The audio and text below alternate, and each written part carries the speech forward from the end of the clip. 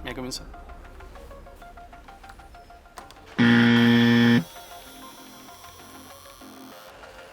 अच्छा sir, Basel norms की अगर हम बात करें,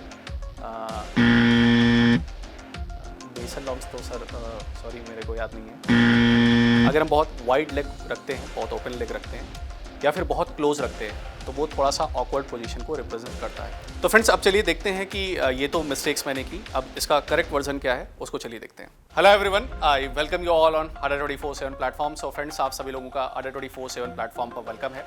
आई hope you are fine and you are doing well. मैं उम्मीद करता हूँ आप सभी लोग बहुत ही अच्छे होंगे और सभी लोगों की प्रिपरेशन भी बहुत अच्छी चल रही होगी। तो फ्रेंड्स आप सभी लोग ये चेयर जरूर देख रहे होंगे। ये चेयर अपने आप में बहुत ही खास है। खास फ्रेंड्स इस सेंस में क्योंकि आने वाले समय में आप सभी लोग इस पर्टिकुलर चेयर पर बैठने वाले हैं और इस पर्टिकुलर चेयर पर बैठने के लिए आपने जो अभी तक जी तोड़ दिन रात मेहनत की है और सालों साल जो है आप लगे हुए हैं, कई महीनों से लगातार मेहनत कर रहे हैं और आपने अभी रिसेंटली मेंस के एग्जामिनेशंस भी जो है दिए हैं। तो आने वाले समय में इस पर्टिकुलर चेयर पर आप सभी लोग आने वाले हैं। बट फ्रेंड्स ये चेयर जो है ना फाइनली आपकी होगी कि नहीं होगी ये इस बात पर निर्भर करेगा कि आपने कितने बेहतरीन तरीके से मेहनत की है। और जब आप इस चेयर पर भविष्य में आने वाले हैं तो इस चेयर के लिए आपको अपना 110% देकर आना है, क्योंकि यहाँ पर जब आप इंटरव्यू के अंदर पहुँचेंगे तो इंटरव्यू के अंदर बहुत सारा प्रेशर, नर्वसनेस, एंग्जाइटी, बहुत सारी चीज़ों से आपको फाइट करना है apart from your technical knowledge या फिर जो आपकी प्रोफेशनल नॉलेज है।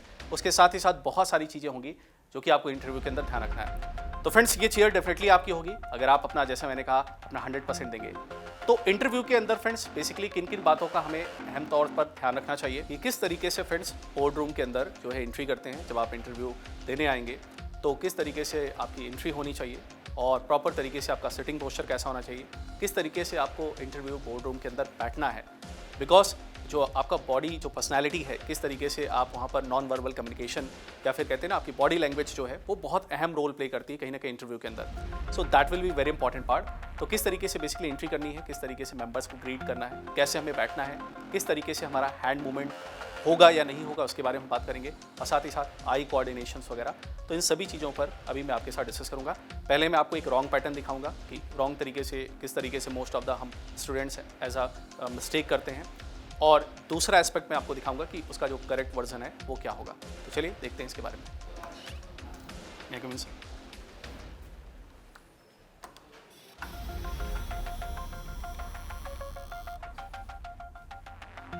Hello sir.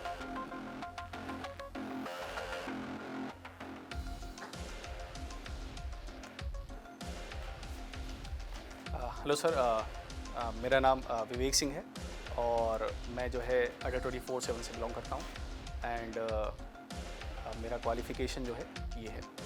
एंड अच्छा सर, सीआरआर के बारे में बताना है। सीआरआर की अगर हम बात करें तो फ्रेंड्स सीआरआर जो है बैंक्स को अपने एनडीटीएल का कुछ % पैसा जो है वो रिजर्व में रखना पड़ता है। एसएलआर के प्रोस्पेक्टिव से अगर बात करें तो एसएलआर में जो पैसा है वो मेंटेन करना पड़ेगा जो है बैंक्स को अपने खुद के पास। और यूपीआई की अगर हम प्रोस्पेक्टिव से अगर हम देखें तो यूपीआई जो है फास्ट पेमेंट एक तरीका है जिससे हम फास्टर तरीके से पेमेंट करने के लिए बेसिकली काम करते हैं। अच्छा सर, बेसल नॉर्म्स की अगर हम बात करें, बेसल नॉर्म्स तो सर सॉरी मेरे को याद नहीं है। ठीक है सर। तो फ्रेंड्स अब चलिए देखते हैं कि ये तो मिस्टेक्स मैंने की, अब इसका करेक्ट वर्जन क्या है उसको चलिए देखते हैं। लेकिन सर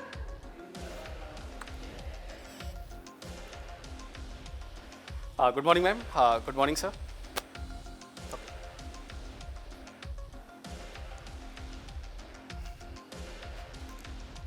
तो देखिए फ्रेंड्स, सबसे पहले मैं आपको अभी कुछ रिसेंटली जो मैंने मिस्टेक्स की थी मैं उसको आपको करेक्ट क्वेश्चन करके इस पर्टिकुलर वीडियो के अंदर हम लोग आगे कंटिन्यूशन में देख रहे हैं उसमें बात करते हैं। सबसे पहले इंपॉर्टेंट पॉइंट, जो लेग्स की हमारी विड्थ है वो बहुत इंपॉर्टेंट रोल प्ले करती है। अगर हम बहुत वाइड लेग रखते हैं, बहुत ओपन लेग रखते हैं या फिर बहुत क्लोज रखते हैं तो वो थोड़ा सा ऑकवर्ड पोजीशन को रिप्रेजेंट करता है। So what we should do, हमें लेग को इस तरीके से पोजीशन में रखना है, ना बहुत ज़्यादा वाइड रहे ना बहुत ज़्यादा क्लोज रहे, और अपने हैंड्स को हमें इस तरीके से लैप में यहाँ पर रखना है। एंड बॉडी पोस्चर जो अभी आपने देखा होगा कि मैं ऐसे बैठा हुआ था वो आपको स्ट्रेट रखना है। और ये बॉडी पोस्चर आपका स्ट्रेट कब होगा, जब आप चेयर पर पीछे बैक साइड जो है आप शिफ्ट होकर पीछे सपोर्ट लेके बैठेंगे, then in that particular case आपका बॉडी पोस्चर ऑटोमेटिकली जो है स्ट्रेट हो जाएगा। तो इस चीज़ का आपको ध्यान रखना है कि जब आप सीट पर बैठे तो बहुत कंफर्टेबल तरीके से बैठे। हम में से कुछ बच्चे मिस्टेक ऐसे करते हैं कि जाते हैं जल्दबाजी में, नर्वसनेस रहती है और चेयर में कहीं आगे ही इस तरीके से बैठ जाएँ, है ना। तो ये एक वो दिखाता है कि थोड़ा सा वहाँ पर आप काफ़ी ज़्यादा नर्वसनेस है आपके अंदर काफ़ी ज़्यादा, और साथ ही साथ कॉन्फिडेंस को भी वो जो है लूज़ करता हुआ दिखाता है। तो आपको करना क्या है, आपको सीट पर, चेयर पर आराम से पोलाइटली पीछे बैठना है और अपने हैंड्स को अपने लैप में रखना है, ठीक है। तो ये चीज़ आपको ध्यान रखनी है। और लेग्स के बीच में एक प्रॉपर जो है गैप हो, बट बहुत ज़्यादा वाइड नहीं होना चाहिए, बहुत ज़्यादा क्लोज नहीं होनी चाहिए। पहली चीज़ का आप ध्यान रखेंगे। The second thing is that body posture मैंने बताया आपको स्ट्रेट रखना है, ठीक है। The next thing is that कि कोई भी बोर्ड रूम में अगर आपसे कोई क्वेश्चन पूछ रहा है, so what you should do, आपको सभी के साथ जो है आई कॉन्टैक्ट मेंटेन करना है। लेट्स सपोज एक्स पैनलिस्ट अगर कोई क्वेश्चन पूछ रहे हैं तो उनको मैंने देखा जब वो क्वेश्चन पूछ रहे हैं, then after that when I am replying, तो मेरे को सभी बोर्ड मेंबर्स को देखकर एक बार जो है वहाँ पर डिस्कशन करना है। क्योंकि अगर मैं सभी बोर्ड पैनल्स को नहीं देखूंगा, सभी मेंबर्स को, सो वहाँ पर ऐसा लगेगा कि जो बाकी पैनलिस्ट है वो अपने आप को थोड़ा सा लगेगा कि इग्नोरेंस जैसा वो फील करेंगे कि वो इग्नोर हो रहे हैं, और वो कहीं ना कहीं एक डिस्कनेक्शन का साथ थोड़ा सा रिप्रेजेंट करता है। इसीलिए फ्रेंड्स इंटरव्यू में जो आई कोऑर्डिनेशन है वो बहुत ज़्यादा इंपॉर्टेंट रोल प्ले करता है, ठीक है। तो आप इस चीज़ का ध्यान रखेंगे। मैं ये भी नहीं कह रहा हूँ कि किसी को आप पर्टिकुलर घूरने लगेंगे, आप थोड़ा सा आपका मूवमेंट होना चाहिए। मूवमेंट आपके नेक का होगा, नॉट योर बॉडी मूवमेंट। आपका बॉडी जो है वो मूव नहीं करना चाहिए बताते समय, आपका जो नेक रहेगा वो उसका मूवमेंट होगा। इस तरीके से आप आराम से बता सकते हैं कि ये सर आंसर है, और इस तरीके से ये चीज़ें होती हैं। और नेक्स्ट वन, हैंड मूवमेंट्स आपको बिल्कुल भी नहीं करना है, बिल्कुल आपको अवॉइड करना है। थोड़ा बहुत हो जाए दैट्स वो अवॉइड किया जा सकता है, वो छोड़ा जा सकता है, बट अदरवाइज आपको क्या कहता है, हैंड मूवमेंट्स आपको बिल्कुल भी नहीं करना है। आपको हैंड्स अपने इस तरीके से लैप में रखने हैं, और आपको अपना जो है नेक जो है वो मूव करके आप आराम से अपने आंसर्स बताएंगे। अब आपने देखा होगा जब इंटरव्यू में बोर्ड रूम के अंदर में आया था तो स्टार्टिंग में मेरा वॉइस थोड़ा सा फंबल कर रहा था, मतलब fumble in the sense voice modulation जो है काफ़ी लो था, एंड दैट रिप्रेजेंट्स दैट कि वो नर्वसनेस है, एंड दैट्स वेरी ऑब्वियस यार। आप अपनी लाइफ की बात है ना, सिलेक्शन होगा, पूरी लाइफ बनने वाली है, तो नर्वसनेस, टेंशन, एंग्जाइटी होना इट्स वेरी ऑब्वियस, सभी के साथ होता है और आपके साथ भी डेफिनेटली होगा। बट आप उसको काउंटर कैसे करते हैं वो बहुत इंपॉर्टेंट रोल प्ले करता है। सबसे पहला मेरा सजेशन ये रहेगा कि जब आप बोर्ड रूम के अंदर आएँ, कोशिश करिए बाहर से अगर थोड़ा बहुत पानी वगैरह पी के आ जाएं, तो that is a way through which आप अपनी थोड़ी सी नर्वसनेस को कंट्रोल कर पाते हैं। The next part is that कि आप आएंगे, नर्वसनेस स्टार्टिंग के 1.5 मिनट्स और 2 minutes, that is acceptable. Board room आपको खुद ही कोशिश करेगा कि वो आपको कंफर्टेबल कर दे, लेकिन आपको उस पर्टिकुलर टाइम ड्यूरेशन में कंफर्टेबल हो जाना है आराम तरीके से, ठीक है।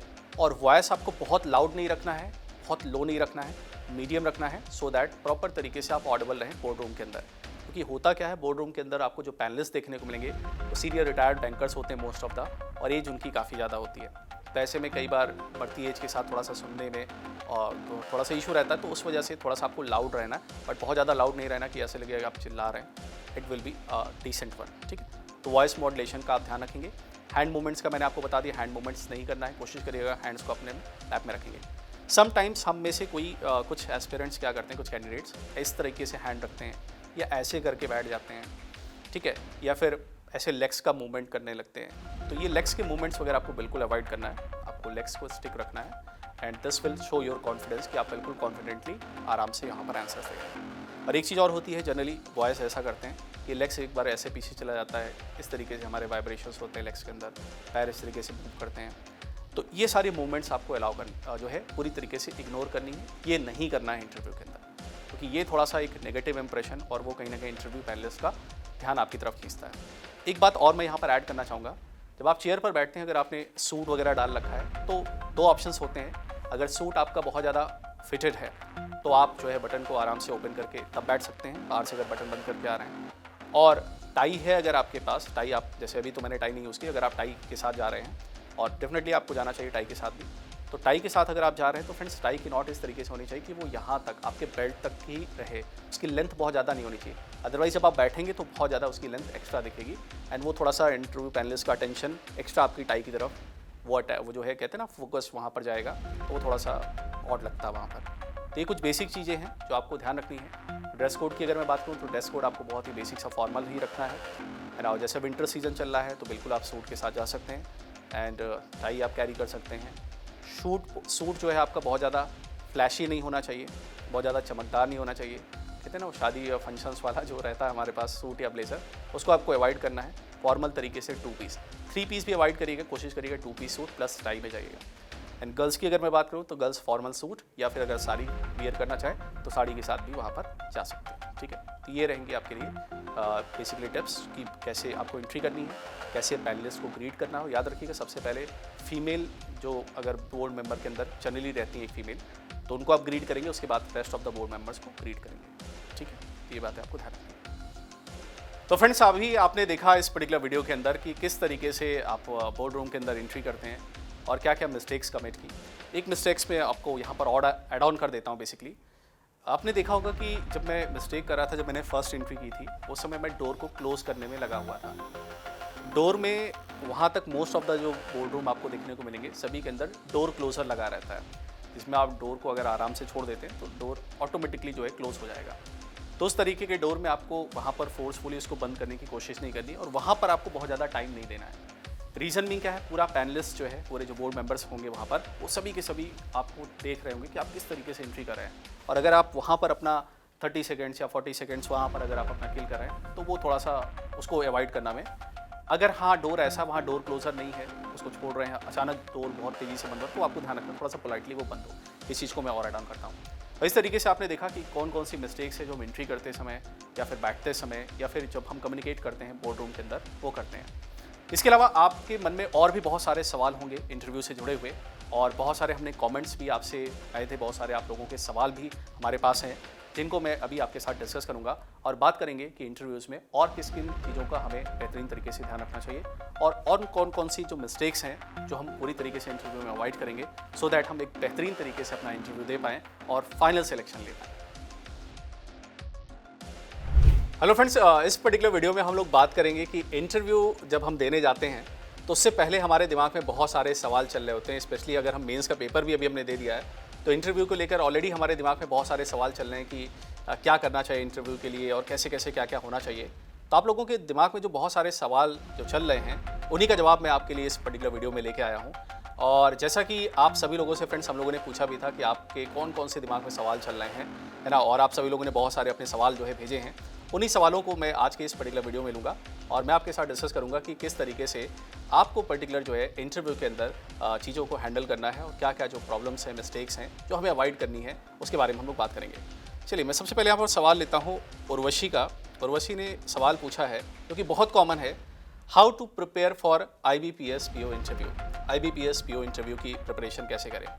तो देखिए फ्रेंड्स, किसी भी इंटरव्यू को अगर आप ऑब्जर्व करिए, चाहे वो IBPS PO का हो या RRB PO का हो या SBI PO का इंटरव्यू हो, इंटरव्यू में मोस्ट ऑफ द कोई भी आप इंटरव्यूज़ को अगर आप ऑब्जर्व करेंगे तो इंटरव्यू में बेसिकली आपका इंटरव्यू 2 चीज़ों पर बेस्ड होता है।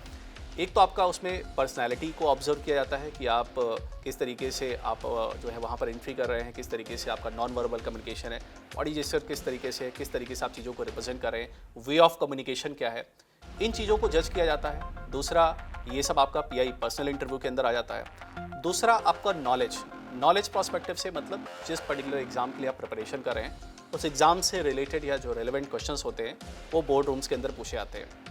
एक चीज़ फ्रेंड्स आपको हमेशा दिमाग में रखनी है, interview is not about to test your knowledge.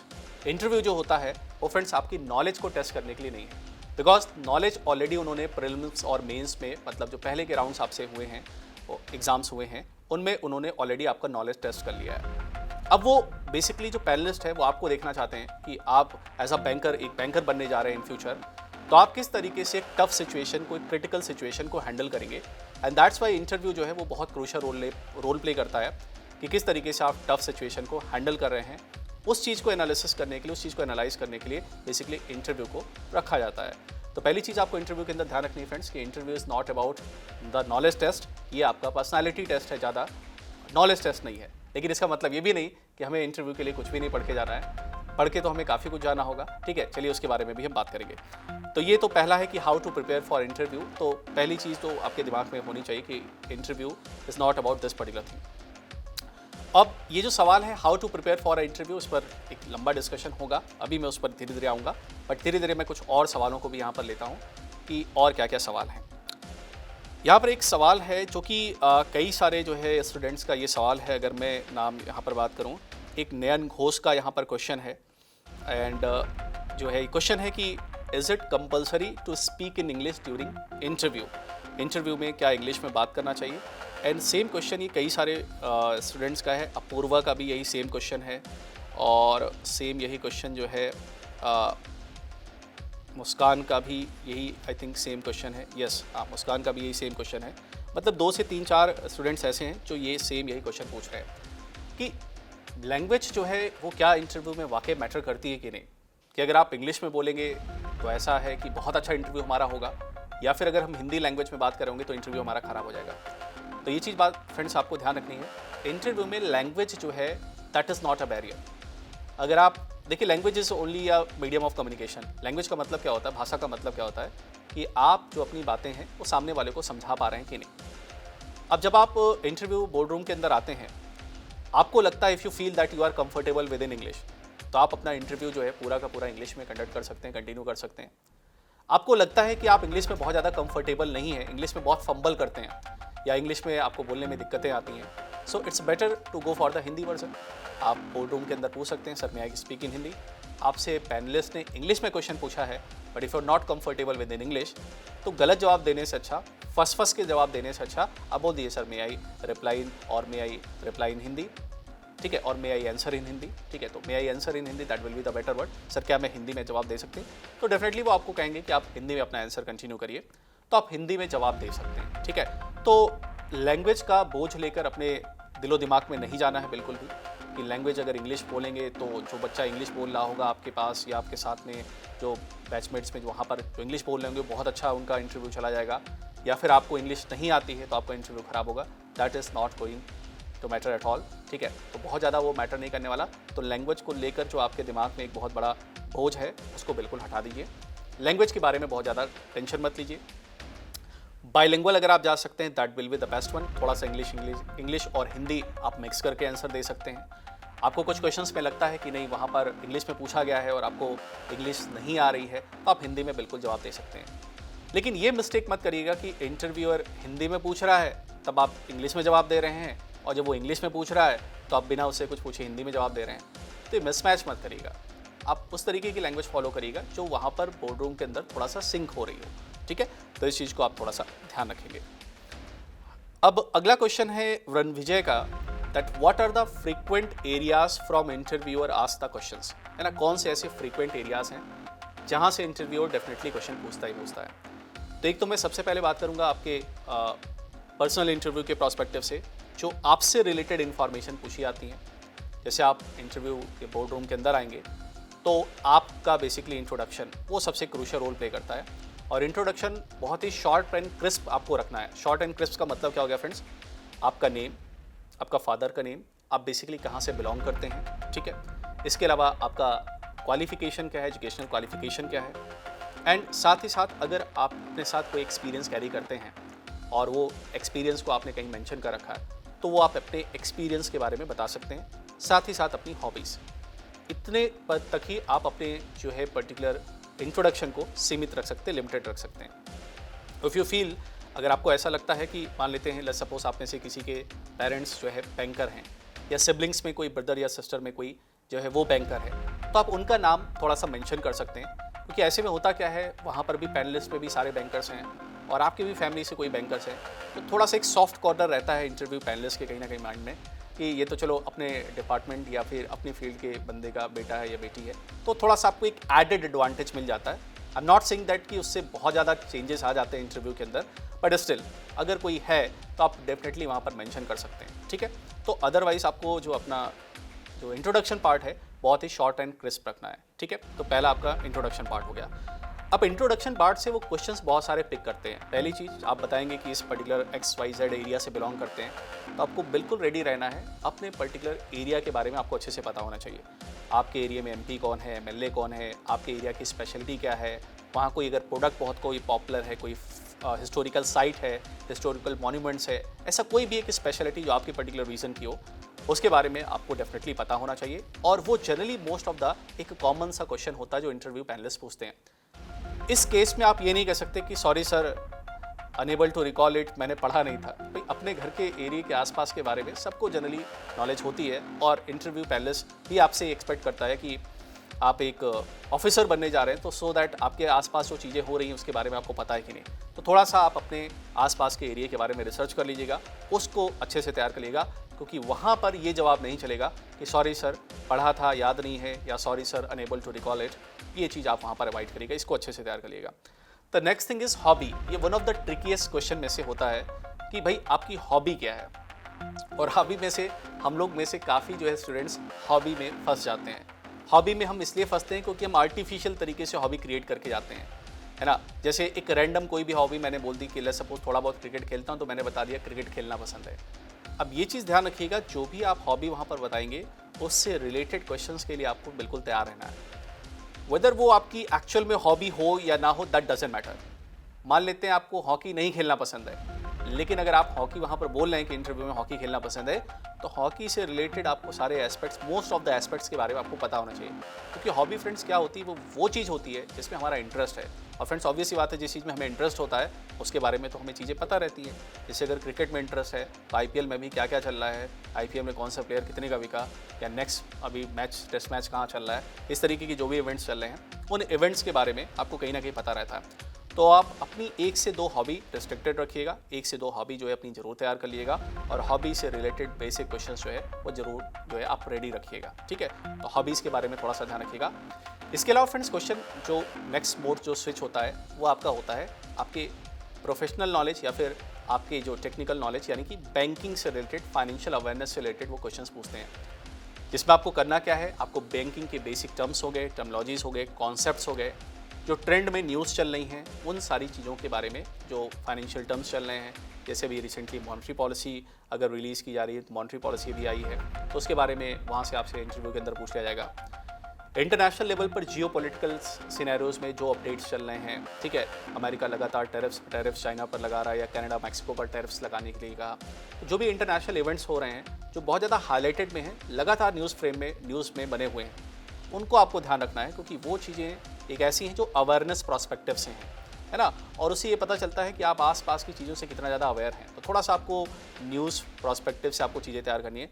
और ऑलरेडी यार आपने अभी मेंस लिखा हुआ है, तो मेंस के लिए आप ऑलरेडी करंट अफेयर्स वगैरह तो पढ़ ही रहे थे, तैयार आपने कर ही रखा था। थोड़ा सा आपको बैंकिंग का जो कॉन्सेप्ट है, बैंकिंग के कॉन्सेप्ट्स, बैंकिंग के नॉलेज को भी वहाँ पर थोड़ा सा आपको बूस्टअप करना होगा। नेक्स्ट पॉइंट, अब हमारे दिमाग में ये आएगा कि सर यहाँ से जो क्वेश्चंस पूछे आ रहे हैं उनका जवाब हम क्या बहुत लंबा दें या शॉर्ट एंड क्रिस्प रखें। तो फ्रेंड्स आपको एक बात ध्यान रखनी है, आंसर टू द पॉइंट देना है और बहुत ही शॉर्ट एंड क्रिस्प रखना है। जब आप अपने आंसर्स दें उसमें ऐसे लूप होल्स ना छोड़ें कि इंटरव्यूअर वहाँ से ही क्वेश्चंस फ्रेम आउट करना स्टार्ट कर दे। अगला सवाल है कि classes for the interview preparation, या फिर इंटरव्यू की एक्सपेक्टेड इंटरव्यू की डेट कब होगी, या कौन सा बेस्ट बैच रहेगा इंटरव्यू प्रिपरेशन का। तो फ्रेंड्स इंटरव्यू के बैचेस आपके ऑलरेडी चल रहे हैं, इंटरव्यू की क्लासेस स्टार्ट हो गई हैं, है ना, तो आप उनको बिल्कुल जो है गो थ्रू कर सकते हैं, उनको देख सकते हैं। इसके अलावा बहुत सारे फ्री जो है मॉक इंटरव्यूज़ और बहुत सारे जो है इंटरव्यू के टिप्स एंड ट्रिक्स आपको अड्डा 24/7 ऑफिशियल यूट्यूब चैनल पर भी देखने को मिलेगा, तो भी आप आराम से देख सकते हैं। इसके अलावा नेक्स्ट क्वेश्चन की तरफ मैं चलता हूँ। अगला क्वेश्चन है, आई हैव 2 डाउट्स।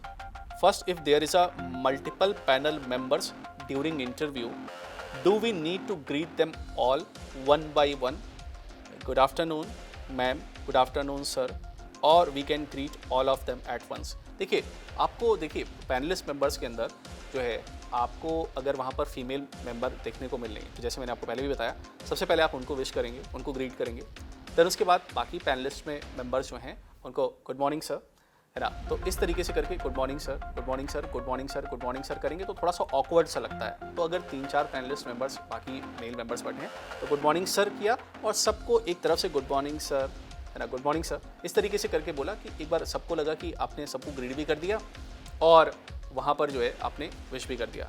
अगर पैनल छोटा है, 3 से 4 बंदों का ही पैनल है, तो आप वहाँ पर आराम से सबको इंडिविजुअल विश कर सकते हैं, good morning ma'am, good morning sir, good morning sir, good morning sir, ठीक है, तो वो थोड़ा सा कर सकते हैं, बट बहुत ज़्यादा लंबा उसको स्ट्रेच आउट नहीं करना है, ठीक है, तो इस चीज़ का आप ध्यान रखेंगे, ठीक है। एंड ये थे पॉइंट्स, और बाकी फ्रेंड्स फर्दर आपके अगर कोई भी क्वेश्चंस हैं, कोई भी डाउट है, कोई भी क्वेरी है रिगार्डिंग द इंटरव्यू, तो आप बिल्कुल जो है कमेंट सेक्शन में जो है बिल्कुल बता सकते हैं, है ना, और मैं उस पर्टिकुलर सेशन, उस पर्टिकुलर कमेंट्स पर, आपके क्वेश्चंस पर डेफिनेटली एक सेपरेट जो है सेशन करूंगा, इसमें आपके जो कमेंट्स हैं, जो क्वेश्चंस हैं, जो सवाल हैं, उनका जवाब मैं आपके लिए लेके आऊँगा। उम्मीद करता हूँ फ्रेंड्स ये जो सीरीज़ हमने स्टार्ट की है इसका ये फर्स्ट वीडियो आपको देखने को मिल रहा है। उम्मीद करता हूँ ये आपको अच्छी लगेगी और ज़्यादा से ज़्यादा वीडियो को लाइक और शेयर करिएगा। और मैं उम्मीद करता हूँ जल्द ही आप पर्टिकुलर जो है इस शेयर के लिए जो पूरी तरीके से बेहतरीन तरीके से दिल लगा के 100% अपना एफर्ट देके प्रिपरेशन कर रहे हैं, उसके लिए जो है आप जल्द ही मिलेंगे। जैसे ही IBPS PO मेंस के फाइनल रिजल्ट आ जाते हैं और पता चल जाता है हमारा इंटरव्यू कब है और कहाँ है, तो उसके रिगार्डिंग जो फर्दर जो डिटेल्स हैं, अपडेट्स हैं, वो हम आपके लिए लाते रहेंगे। तो लग के बेहतरीन तरीके से तैयारी करते रहिए। मिलते हैं फिर और जो है फर्दर वीडियोज़ में, नेक्स्ट वीडियोज़ में for more further interview preparation tips के लिए। तो वीडियो को लाइक और शेयर जरूर करिएगा। See you in the next video. Till then bye bye, take care, thank you very much.